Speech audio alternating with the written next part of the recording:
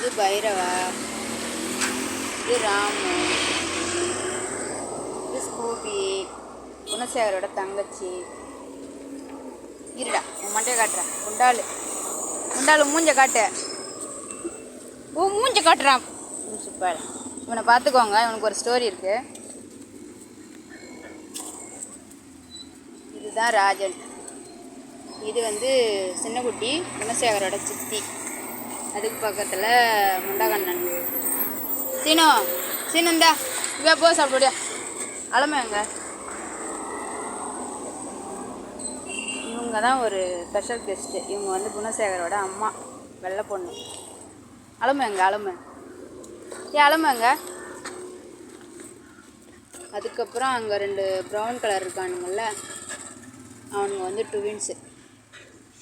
அலமு எங்கே போச்சு? இது அலமு, இதுவும் குணசேகரோட தங்கச்சி தான்.